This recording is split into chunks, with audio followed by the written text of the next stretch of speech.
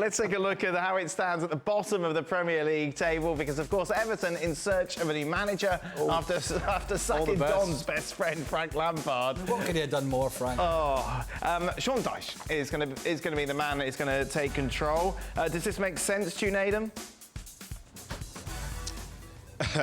Makes sense is an interesting way to phrase it. I think he's somebody who's obviously had a track record of keeping a side in the Premier League, but say if he does that this year, then what are their hopes going forward? Do the fans want to see him, say, the next season if he does keep them up? I don't know. I think he's a very, he's a certain type of manager who plays in a certain style, and everyone knows what that is, but not many clubs desire it. But at Burnley, that's what he cultivated, and he drew success because of it. But this is Everton, a side that's been in the Premier League for the duration.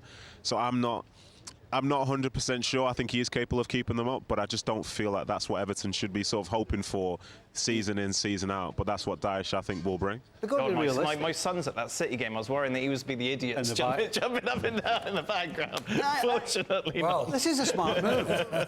This is not a smart move because, are any so-called big names going to come in and want to go in and get relegated? Because right now, relegation's staring them in the face. Right. So they've basically got the best of both worlds. But people are saying, how could you have gone from Bielsa to Dyche?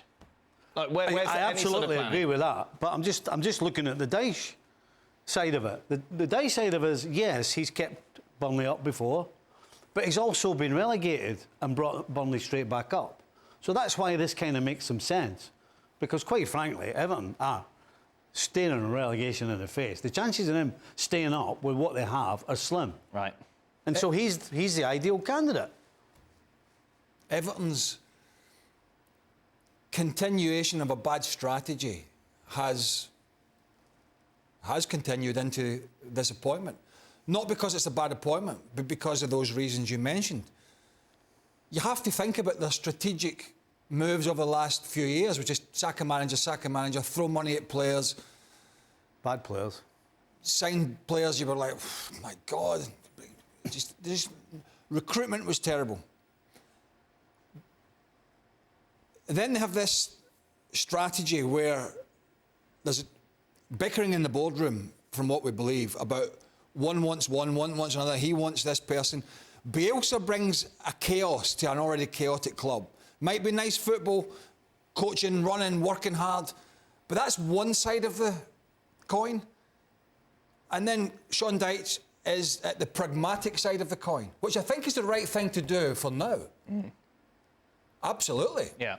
Kick, all the old adages, kick a few backsides, bang a few heads together, organise them, understand who's going to do a job for you, all those things.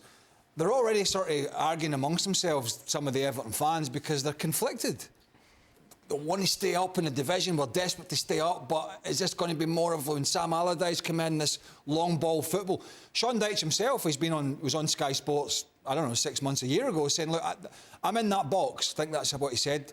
I'm in this box.